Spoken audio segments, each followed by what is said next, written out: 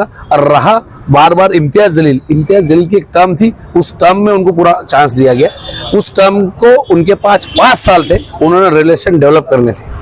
Relation कोई भी party में ऐसे नहीं होते कि एक दिन से होते हैं, रिलेशन आपको डेवलप करने होते हैं। और राजनीति में कौन सा गठबंधन कब होगा इसकी कोई ये नहीं है। हमारे जो नेता है प्रकाश जी आंबेडकर, वो इसके लिए बुलंद लड़ाई लड़ रहे हैं। औरंगाबाद के आजू बाजू जो क्लस्टर है, जो औद्योगिक डेवलप होना चाहिए था, मुझे औरंगाबाद अपडेट्स को बताने में खुशी होगी कि आप जो एमआईएम की बात करें, 5 साल पहले की बात है, उस समय हमने हमारे वोट शिफ्ट करके इम्तियाज जलील को सांसद बनाया। ये पूरे महाराष्ट्र ने देखा।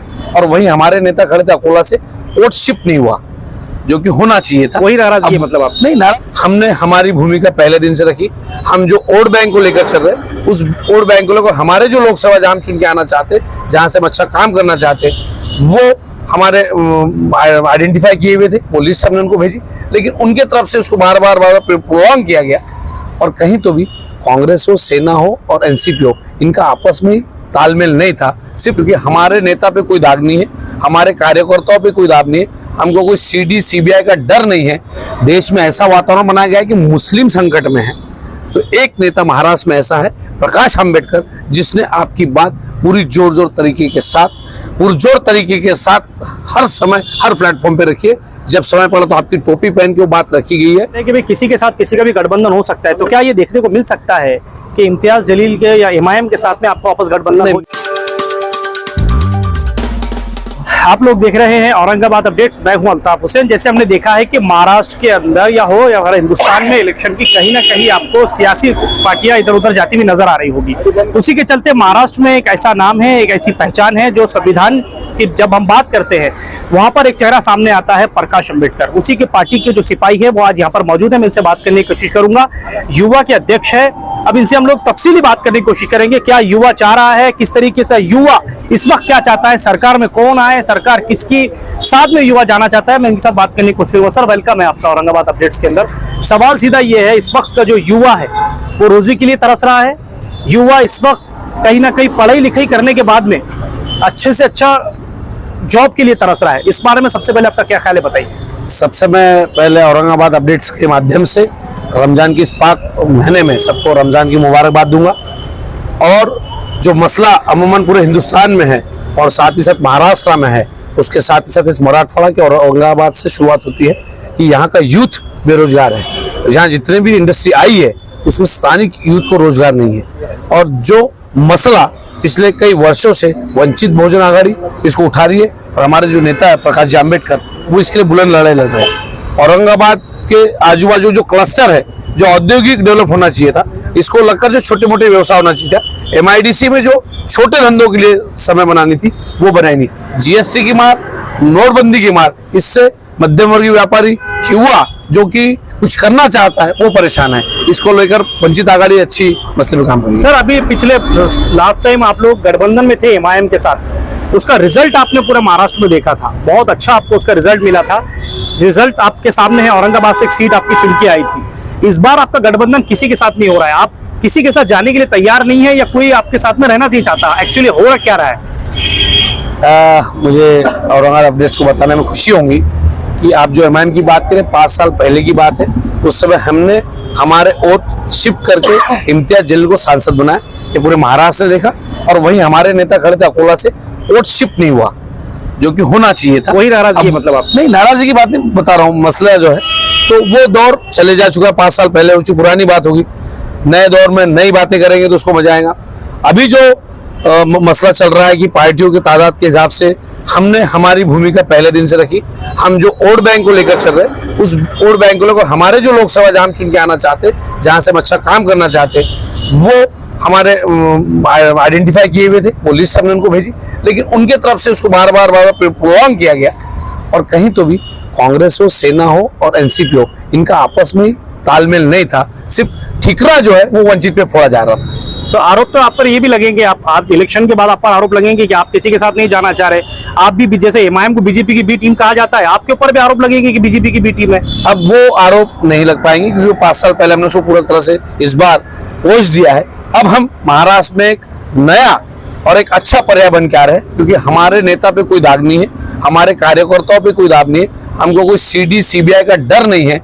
और वो डर नहीं होने से हम बेधड़क लोगों का काम करें। ठीक है, हर देश के अंदर सबको अपनी अपनी पार्टी बनाने का अधिकार है, पार्टी बढ़ाने का अधिकार है, और संविधान और राजनीति में जो गठबंधन सक्रिय पार्टी होती है उसका धर्म होता है राजधर्म, अपनी पार्टी को बढ़ाए। तो सर अकोला के जब आपने बात की कि वोट जो है इस तरफ नहीं पड़े, लेकिन औरंगाबाद की विधानसभा की अगर हम बात करें तो पिछले साल आपके बगल में खड़े अमित भाऊ इलेक्शन लड़ा था, इन्होंने 27,000 वोट लिए थे। उस वक्त एमआईएम की सीट खड़ी थी, बहुत कम वोटों से गिरी थी। मुस्लिम समाज ने अमित भाऊ को वो इस वक्त वोट दिया था, यहाँ पर हमने देखा था। क्या इस बार ऐसा कोई गठबंधन देखने को मिलेगा कि भाई दलित समाज की सीट यहाँ से चुन के आएगी, मुस्लिम समाज की सीट चुन के आएगी, या अदर कास्ट के लोगों को भी आप लेकर साथ में चलेंगे? विधानसभा में होगा या लोकसभा में आप किसी के साथ अभी जा सकते हैं? मैं आपके माध्यम से एक बात बताना चाहूंगा कि पिछले 10 सालों में देश की जो स्थिति है वहाँ कहीं न कहीं मुस्लिम यूथ को डोमिनेट किया गया है। देश में ऐसा वातावरण बनाया गया है कि मुस्लिम संकट में है। वो हमेशा से जो लोग मुस्लिमों के वोट लेते आए हैं, फिर वो एनसीपी हो कांग्रेस हो, आज वो भी दबे सुर में जय श्री राम बोल लिए और वो आपकी बात नहीं उठा रहे हैं। मैं चैनल के माध्यम से सारे मेरे युवा मुस्लिम को साथियों को और तमाम कौम को ये गुजारिश करना चाहूंगा कि आप पिछले 10 साल का अगर इतिहास उठा के देखेंगे तो एक नेता महाराष्ट्र में ऐसा है, प्रकाश आंबेडकर, जिसने आपकी बात पूरी पुरजोर तरीके के साथ हर समय हर प्लेटफॉर्म पे रखी है।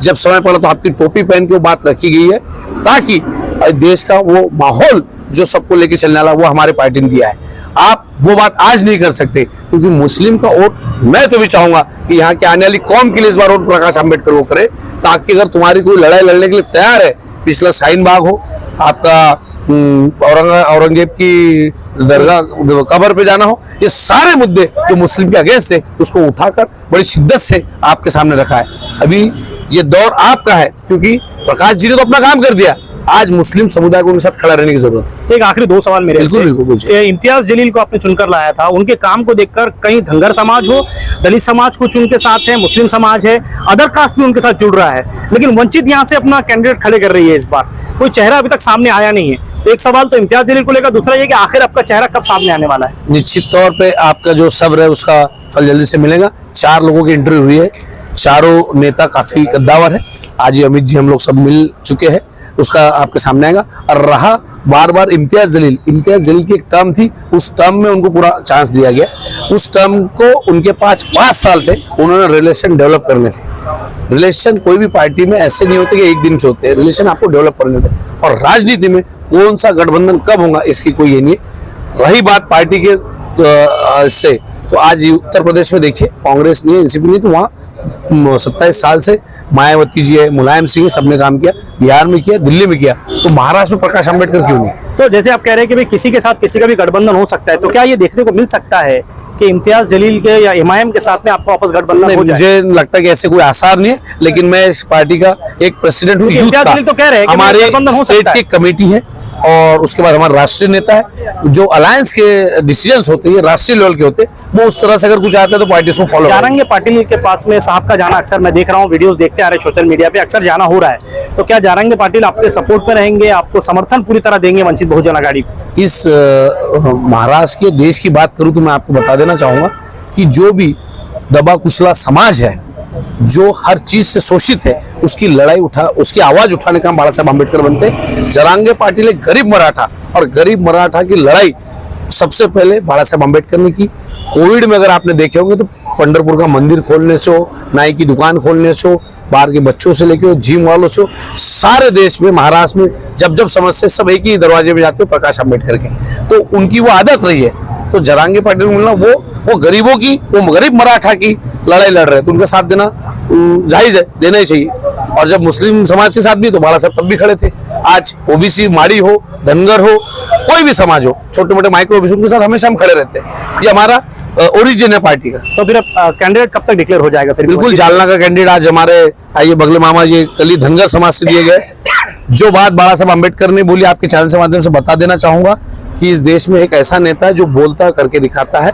मुस्लिम समाज को अभी तक हमने 2 लोकसभा दी है, धनगर समाज को हमारे 2 उम्मीदवार हुए, माली समाज, तेली समाज, डिवर समाज, ऐसे छोटे मोटे सब समाजों को लोकसभा की टिकट, ये धनगर समाज से आप ही के जिले के हैं, जिलाध्यक्ष से आज कल सांसद बन जाएंगे जालना से। तो वो ताकत वो जुनून, वो जज्बा वंचित आघाड़ी में है। Thank you so much sir. बहुत बहुत मुबारकबाद आपको, क्योंकि आपको हर तरफ से मैं देख रहा हूँ कि आपको उम्मीदवारी मिली है। वंचित बहुजन आघाड़ी ने आपके ऊपर भरोसा किया है, जालना से आपको टिकट दिया है। इस बारे में क्या कहना चाहेंगे आप? मैं तो सबसे पहले हमारे पार्टी के सदर आदरणीय बाला साहब आम्बेडकर, इनका मैं बहुत शुक्रगुजार हूँ। मैं ऐसा मानता हूँ कि ये उम्मीदवारी साहब ने मुझे नहीं देते हुए ये समस्त बहुजन और ओबीसी समाज को उम्मीदवारी दी है। इसके लिए मैं आपके चैनल के माध्यम से हमारे पार्टी का और हमारे पार्टी सदर का जो आदरणीय बाला साहब आम्बेडकर है, इनका बहुत बहुत शुक्रगुजार हूँ। जैसे कि जालना के अंदर बहुत सारे इशू है। सबसे पहला तो वहाँ जो युवा है उनका जो रोजगार का, जालना में और भी पार्टी के लोग हैं, जारंगे पाटिल का सपोर्ट मुझे लगता है लगभग आपको मिलेगा। कांग्रेस की तरफ से बड़े चेहरे आ रहे हैं। नहीं, अभी तो मैं यही फोकस कर रहा हूँ। मैं पार्टी के बैनर के नीचे लोगों के जो वहाँ की अड़ी अड़चने है वो लेकर के मैं सामने कैसा जाऊँ। और वहाँ पर जालना के अंदर बहुत सारे इश्यूज है, जैसे कि इतना बड़ा इंडस्ट्रीज है, आज भी वहाँ का नौजवान वो बेरोजगार है। दूसरी बात, आप अगर देखें तो मराठवाड़ा के अंदर जालना जिला एक ऐसा है, मैंने कल ही पढ़ा कि जालना जिला के अंदर सबसे ज्यादा वहाँ पानी द्वारा, टैंकर द्वारा वहाँ लोगों को पानी पिलाया जा रहा है, लेकिन पानी की इतनी कमतरता है। तो मैं मेरे ओर से आपकी लड़ाई वहां पर किसके साथ रहेगी? अभी तो वक्त बताएगा। वक्त बताएगा। नहीं, आप बड़ा चेहरा वहां पर राव साहब दानवे हैं, जो कभी हार मानते नहीं है, अक्सर वहां से जीत कर आते हैं। हमारी तो सीधी सीधी जो लड़ाई है वो बीजेपी के साथ है। वहाँ की जालना की जो आवाम है, मैं इससे पहले 18 तारीख को जब मुझे साहब ने कान मंत्र दिया तो मैं जालना 4 दिन रहा, जन सामान्य लोगों से मिला, मैं गांव-गांव गया और समूह के लोगों से मिला। तो जो वहाँ जालना के अंदर जो आज 25 साल से जो सांसद है, उनके ऊपर लोग बहुत सारी टीका टिप्पणी किए। जालना के आवाम सांसद साहब के ऊपर बहुत बड़ी तादाद में उन्होंने नाराजगी जताई। ठीक।